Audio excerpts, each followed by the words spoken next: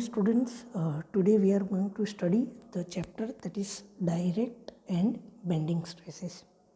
So let's start with this bending stress. So generally bending stress એ સ્ટ્રક્ચરમાં ક્યારે જોવા મળે છે? તો બેન્ડિંગ સ્ટ્રેસ એ સ્ટ્રક્ચર ઉપર કોઈ પણ સ્ટ્રક્ચર્સ હોય, એ આપણું બીમ્સ હોય કે કોલમ્સ હોય, કોઈ પણ સ્ટ્રક્ચરનો પાર્ટ્સ હોય કે આખું સ્ટ્રક્ચર્સ હોય, તો એના પર બેન્ડિંગ સ્ટ્રેસ ત્યારે આવે છે કે જ્યારે કોઈ ઇન્ક્લાઇન લોડ લાગતો હોય અથવા તો ઇસેન્ટ્રિક લોડિંગ લાગતું હોય, તો ત્યારે જનરલી આપણને બેન્ડિંગ સ્ટ્રેસ જોવા મળે છે. સો એક એક્ઝામ્પલ લઈએ કે બીમ છે સિમ્પલી સપોર્ટેડ, તેની ઉપર ઇન્ક્લાઇન લોડ પી લાગી રહ્યો છે. તો એ ઇન્ક્લાઇન લોડ પીના કારણે એ બીમની અંદર બેન્ડિંગ સ્ટ્રેસીસ જનરેટ થાય છે. બીજું એક એક્ઝામ્પલ લઈએ, એક કોલમ છે. કોલમની જો સેન્ટ્રોઇડલ એક્સિસ ઉપર જો લોડ લાગતો હોય તો એ ઇસેન્ટ્રિક લોડ ના કહેવાય, પરંતુ જો લોડ એ સેન્ટ્રોઇડલ એક્સિસ ઉપર નથી લાગતો અને સેન્ટ્રોઇડલ એક્સિસથી હવે કોઈ ઇસેન્ટ્રિસિટી એ જો લાગે છે લોડ, તો એ લોડ જે છે ઇસેન્ટ્રિક લોડ કહેવાય છે. અને જો આવો લોડ ઇસેન્ટ્રિક લોડ કોલમ ઉપર લાગતો હોય તો એના કારણે કોલમની અંદર બેન્ડિંગ સ્ટ્રેસીસ જનરેટ થાય છે.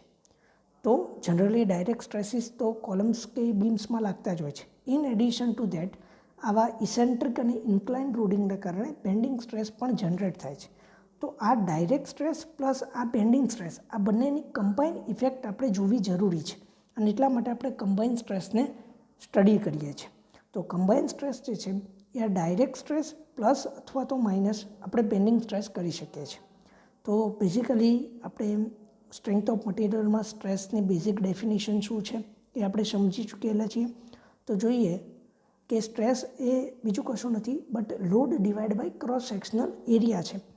ઓકે, સો અહીંયા એક ફિગરની અંદર એક કોલમ આપણે દોરેલ છે, જેની અંદર કોલમનો ક્રોસ સેક્શનલ એરિયા ધારો કે એ છે અને એની ઉપર લોડ જે છે એ પી જેટલો લાગી રહ્યો છે.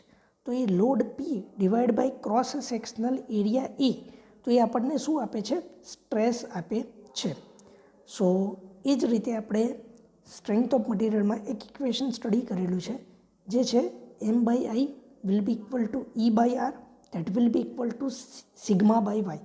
તો જ્યાં સિગ્મા એ બેન્ડિંગ સ્ટ્રેસ દર્શાવે છે, વાય એ એક્સ્ટ્રીમ જે ફાઇબર હોય છે કોઈ પણ સેક્શનની, તો એનું ન્યુટ્રલ એક્સિસથી ડિસ્ટન્સ દર્શાવે છે, E એ આપણને મોડ્યુલસ ઓફ ઇલાસ્ટિસિટી દર્શાવે છે, R A radius of curvature દર્શાવે છે, M એ બેન્ડિંગ મોમેન્ટ દર્શાવે છે અને I A moment of inertia દર્શાવે છે.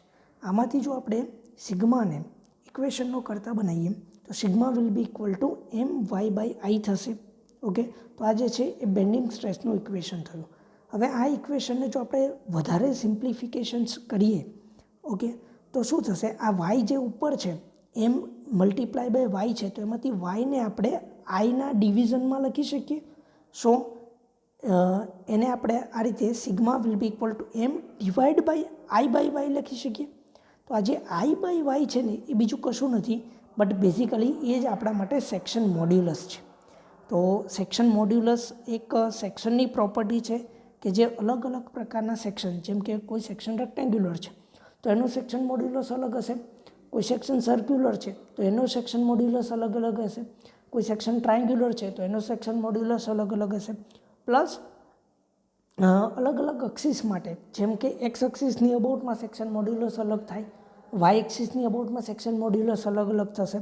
તો એ રીતે એક સેક્શનની પ્રોપર્ટી છે જે અલગ અલગ સેક્શન માટે અલગ અલગ હશે. ઓકે, તો સેક્શન મોડ્યુલસ જે છે, આપણે રેક્ટેન્ગ્યુલર સેક્શનની જો વાત કરીએ, બરાબર, તો આપણે અહીંયા એક ફિગરમાં રેક્ટેન્ગ્યુલર સેક્શન દોરેલો છે, જેની જે છે બે ક્રોસ સેક્શનલ ડાયમેન્શન બી અને ડી આપણે લઈએ છીએ. તો જો આપણે એક્સ એક્સિસની અબાઉટમાં સેક્શન મોડ્યુલસને જો ડિફાઇન કરીએ તો શું થશે? ZXX થશે. તો એની બરાબર શું થાય? IXX divide by y max આવે, બરાબર. સો વાય મેક્સ એ શું થયું આપણા માટે અહીંયા? તો એ જે વાય મેક્સ એ શું થયું? મેક્સિમમ ડિસ્ટન્ટ જે ફાઇબર હોય એનું ન્યુટ્રલ એક્સિસથી ડિસ્ટન્સ. તો અહીંયા એક્સ એ આપણા માટે ન્યુટ્રલ એક્સિસ છે અને જે એક્સ્ટ્રીમ ફાઇબર છે એનું ડિસ્ટન્સ જો ન્યુટ્રલ એક્સિસથી કન્સિડર કરીએ તો એ શું થશે? તો એ ડેપ્થ ડિવાઈડ બાય 2 થશે. ઓકે, સો એ થશે. નાઉ મોમેન્ટ ઓફ ઇનર્શિયાનું ઇક્વેશન્સ રેક્ટેન્ગ્યુલર સેક્શન માટે જનરલી આપણને યાદ જ હશે. તેમ છતાં ના યાદ હોય તો જોઈ લઈએ કે એક્સ એક્સિસની અબાઉટમાં જો મોમેન્ટ ઓફ ઇનર્શિયા જોઈતી હોય રેક્ટેન્ગ્યુલર સેક્શનની, તો જે એક્સિસની અબાઉટમાં તમારે મોમેન્ટ ઓફ ઇનર્શિયા જોઈએ છે એને પેરેલલ જે ડાયમેન્શન હોય એ એમનું એમ રાખવાનું અને એને પરપેન્ડિક્યુલર જે ડાયમેન્શન્સ હોય એનો ક્યુબ થાય ડિવાઈડ બાય 12 આવશે. સો અહીંયા એક્સ એક્સિસની અબાઉટમાં જો આપણે જોઈએ તો એ થશે બી ડીનો ક્યુબ ડિવાઈડ બાય 12 અને વાયમેક્સ બરાબર આપણા માટે હતું ડી બાય 2. જો આ બંને ડેટા એ આપણે ઝેડ એક્સના ઇક્વેશન્સમાં મૂકીશું તો આપણને ઝેડ એક્સ બરાબર મળશે BD cube by 12 divide by D by 2. આથી આ જો ઇક્વેશનને સિમ્પ્લિફાઈડ આપણે જો કરીએ તો b d square divide by 6 આવી જશે, બરાબર, બિકોઝ ડી એક કેન્સલ થઈ જશે અને 12 ડિવાઈડ બાય 2 આવી જશે. સો 12 ડિવાઈડ બાય 2 એ આપણા માટે 6 થશે. ઓકે, સેમ વસ્તુ આપણે જો વાય એક્સિસની અબાઉટમાં સેક્શન મોડ્યુલસને જો ડિફાઇન કરીએ જેમ આ પેજમાં દર્શાવેલું છે એ મુજબ, તો ઝેડ વાય બરાબર થશે I Y divide by X max. Because આપણે હવે વાય એક્સિસની અબાઉટમાં કરી રહ્યા છીએ તો ડિસ્ટન્ટ ફાઇબર જે છે એ એક્સ એક્સિસની અબાઉટમાં થશે. સો એટલા માટે જો એક્સ એક્સિસની વાય એક્સિસથી ડિસ્ટન્ટ ફાઇબર જો કન્સિડર કરીએ તો એ કેટલા ડિસ્ટન્સે જોવા મળશે? બી બાય 2 જેટલા ડિસ્ટન્સે આપણને જોવા મળશે. સો નાવ આપણે વાય એક્સિસની અબાઉટમાં મોમેન્ટ ઓફ ઇનર્શિયા બી જોઈ લઈએ કે વાય એક્સિસની અબાઉટમાં જો મોમેન્ટ ઓફ ઇનર્શિયા જોવાની હોય તો વાય એક્સિસને પેરેલલ જે પણ ડાયમેન્શન હોય એ સેમ રાખવાનું, એટલે ડી બાકીનાનું શું કરવાનું? ક્યુબ કરવાનું, એટલે બીનો ક્યુબ ડિવાઈડ બાય શું થાય? 12 અને એક્સ મેક્સ બરાબર શું આવશે? તો કે D by B by 2. Okay, so જો આ બંને ઇક્વેશન્સની અંદર વેલ્યુ આપણે મૂકીએ છીએ તો ઝેડ વાય બરાબર I Y divide by X max. આ બંને જો વેલ્યુ મૂકીશું કે D B cube divide by 12 divide by B by 2 તો શું થશે? એક બી કેન્સલ થઈ જશે, 12 ભાગ્યા 2 થશે જે 6 આવશે. તો ઝેડ વાય બરાબર શું થઈ જશે? D Bino square divide by 6, બરાબર. તો આ હતું રેક્ટેન્ગ્યુલર સેક્શન્સ માટેનું સેક્શન મોડ્યુલસ, બરાબર છે. નાવ આગળ જઈએ તો સર્ક્યુલર સેક્શનની વાત કરીએ આપણે. સર્ક્યુલર સેક્શન્સ માટે આપણે સેક્શન મોડ્યુલસ કઈ રીતે ડિફાઇન કરી શકાય એ આપણે જોઈએ. તો સર્ક્યુલર સેક્શન માટે જો વાત કરીએ તો અહીંયા ફિગરમાં એક સર્ક્યુલર સેક્શન દર્શાવેલો છે જેનો ડાયામીટર ધારો કે ડી છે, કેપિટલ ડી એનો ડાયામીટર છે. તો સર્ક્યુલર સેક્શન્સ માટે મોમેન્ટ ઓફ ઇનર્શિયાનું ઇક્વેશન શું થશે? પાઈ d⁴ ડિવાઈડ બાય 64 એ સર્ક્યુલર સેક્શન માટે મોમેન્ટ ઓફ ઇનર્શિયાનું ઇક્વેશન છે. હવે સર્ક્યુલર સેક્શન છે તો એ સિમેટ્રિકલ સેક્શન છે, એટલે એની એક્સ એક્સિસની અબાઉટમાં મોમેન્ટ ઓફ ઇનર્શિયા લઈએ કે વાય એક્સિસની અબાઉટમાં મોમેન્ટ ઓફ ઇનર્શિયા લઈશું, બંને શું આવશે? સેમ જ આવશે. ઓકે, બીજું એક્સ્ટ્રીમ ફાઇબરનું જો ડિસ્ટન્સ આપણે ન્યુટ્રલ એક્સિસથી કન્સિડર કરીશું તો એ શું આવશે? ડી બાય 2 આવશે. સો એટલા માટે આપણે જો સેક્શન મોડ્યુલસને ડિફાઇન કરીએ સર્ક્યુલર સેક્શન માટે તો એ ઝેડ એક્સ એક્સિસની અબાઉટમાં ડિફાઇન કરો કે વાય એક્સિસની અબાઉટમાં ડિફાઇન કરો, બંને આન્સર સેમ જ રહેશે બિકોઝ વોટ સિમેટ્રિકલ સેક્શન હોવાથી. સો પાઈ d⁴/64 ડિવાઈડ બાય શું આવશે? D by 2. સો આથી આપણે જે છે સેક્શન મોડ્યુલસ શું મળશે? Pi D cube divide by 32 મળશે, બિકોઝ 64/2 થશે, એક ડી કેન્સલ થઈ જશે. So pi D cube divide by 32 એ આપણા માટે સેક્શન મોડ્યુલસ થશે.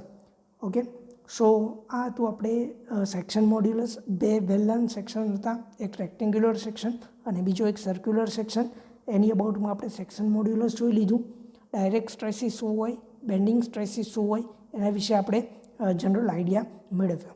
નાવ હવે આપણે આ ડાયરેક્ટ સ્ટ્રેસ અને બેન્ડિંગ સ્ટ્રેસ ઉપરથી કમ્બાઇન સ્ટ્રેસનું ઇક્વેશન કઈ રીતે આપણે ડેવલપ કરી શકીએ છીએ એ આપણે જોઈએ. તો જનરલી કમ્બાઇન સ્ટ્રેસ બરાબર શું થશે? તો કે ડાયરેક્ટ સ્ટ્રેસ પ્લસ અથવા તો માઇનસ તમે ગમે તે મૂકી શકો છો, જેના બેઝ ઉપર આગળ જતાં આપણે એને મેક્સિમમ સ્ટ્રેસ કે મિનિમમ સ્ટ્રેસ એ રીતે બે ભાગમાં આપણે એને બાયફર્કેશન કરીશું. અત્યારે આપણે એને પ્લસ અથવા તો માઇનસ બંને સાઇન સાથે દર્શાવીશું. So direct stress plus bending stress થશે. ડાયરેક્ટ સ્ટ્રેસ બરાબર આપણે આગળ જોયું તે મુજબ લોડ ડિવાઈડ બાય એરિયા. જો અહીંયા લોડ હું પી કન્સિડર કરું તો લોડ ડિવાઈડ બાય એરિયા એટલે કે પી બાય એ થશે. બેન્ડિંગ સ્ટ્રેસ બરાબર એમ બાય ઝેડ એ પણ આપણે આગળ જોયું. તો નાવ એમ એ શું હતું ત્યાં, તો એમ બરાબર શું હતું, બેન્ડિંગ મોમેન્ટ હતી. હવે બેન્ડિંગ મોમેન્ટ એટલે શું થાય, તો કે બેન્ડિંગ મોમેન્ટ એટલે બીજું કંઈ નહીં પણ load multiply by perpendicular distance of load to the point under consideration. એટલે કે જે પોઈન્ટ આગળ આપણે મોમેન્ટ ફાઇન્ડ આઉટ કરવાની છે એ પોઈન્ટથી જે લોડ હોય ત્યાં સુધીનું જે પરપેન્ડિક્યુલર ડિસ્ટન્સ હોય એ ડિસ્ટન્સને આપણે લોડ સાથે મલ્ટીપ્લાય કરીએ તો આપણને શું મળે, બેન્ડિંગ મોમેન્ટ મળે. સો એટલા માટે આપણને અહીંયા મોમેન્ટની જગ્યાએ આપણે શું મૂકીશું, લોડ મલ્ટીપ્લાય બાય ડિસ્ટન્સ. એ ડિસ્ટન્સ આપણા માટે અહીંયા શું હશે, ઇસેન્ટ્રિસિટી હશે. સો એટલા માટે આપણે એમ બરાબર શું મૂકીશું, load multiply by distance that is eccentricity E. બરાબર. હવે ઝેડ, અહીંયા ઝેડ ઓલરેડી આપણે ડિફાઇન રેક્ટેન્ગ્યુલર સેક્શન્સ માટે ઓલરેડી આપણે ઉપર જોયું કે ઝેડ કઈ રીતે ડિફાઇન થાય છે. તો એમાંથી આપણે કોઈ પણ એક અત્યારે એક્ઝામ્પલ માટે લઈ લઈએ કે ભાઈ BD સ્ક્વેર બાય 6 છે એ ઝેડ એક્સ હતો તો એનો આપણે અહીંયા યુઝ કરીએ તો ઝેડ બરાબર આપણે શું મૂકી શકીએ છીએ, BD સ્ક્વેર બાય 6. નાવ હવે એરિયા ક્રોસ સેક્શનલ એરિયા તો આપણને ખબર જ હતી રેક્ટેન્ગ્યુલર સેક્શન માટે શું થશે, B ઇન્ટુ ડી થશે. સો નાવ અહીંયા આપણે જે છે એરિયા બરાબર શું મૂકી દઈએ, B ઇન્ટુ ડી. તો આપણું ઇક્વેશન શું બની ગયું, તો કે P divide by B into d plus or minus 6 into P into E divide by P into D into d થશે. નાવ બધામાંથી P બાય BD કોમન આવી જશે. બરાબર. તો જો P બાય BD કોમન લઈએ તો પહેલા ટર્મમાં તો કશું નહીં વધે કારણ કે આખું ટર્મ P બાય BD જ છે. તો ત્યાં શું થઈ જશે, 1 થઈ જશે પ્લસ ઓર માઇનસ. બરાબર. બીજા ટર્મમાં શું વધશે, P બાય BD તમે કોમન લઈ લો છો તો ઉપર વધશે 6 એન્ડ E, નીચે શું વધશે, B ઇન્ટુ ડી કોમન લઈ લીધું છે એટલે માત્ર ને માત્ર એક ડી વધશે. એટલે આપણું ઇક્વેશન શું થઈ જશે હવે, P બાય BD ઇન્ટુ કૌંસમાં 1 plus or minus 6 E by d કહી શકાય આપણે. બરાબર. નાવ હવે આ ઇક્વેશન જે છે ને એ કમ્બાઇન સ્ટ્રેસ માટેનું એક જનરલ ઇક્વેશન થઈ ગયું. હવે આની ઉપરથી જો તમે એને મેક્સિમમ સ્ટ્રેસ અને મિનિમમ સ્ટ્રેસ બંનેમાં જો બાયફર્કેશન કરીએ તો મેક્સિમમ સ્ટ્રેસ થશે મારું P by a into 1 plus 6 E by b 6 E by d. અને જો મિનિમમ સ્ટ્રેસ કન્સિડર કરીએ તો માઇનસ, એટલે કે જો direct stress plus bending stress બંનેનો સરવાળો થશે તો સ્ટ્રેસ વધશે. એટલે કે એને આપણે મેક્સિમમ કમ્બાઇન સ્ટ્રેસ કન્સિડર કરીશું. અને જો માઇનસ કરીશું direct stress minus bending stress તે આપણને મિનિમમ સ્ટ્રેસ આપશે. સો એટલા માટે maximum bending stress, combine stress અને મિનિમમ કમ્બાઇન સ્ટ્રેસના ઇક્વેશન આ રીતે આપણે જે છે એ ડિફાઇન કરી શકીએ છીએ. નાવ આ બેન્ડિંગ સ્ટ્રેસ છે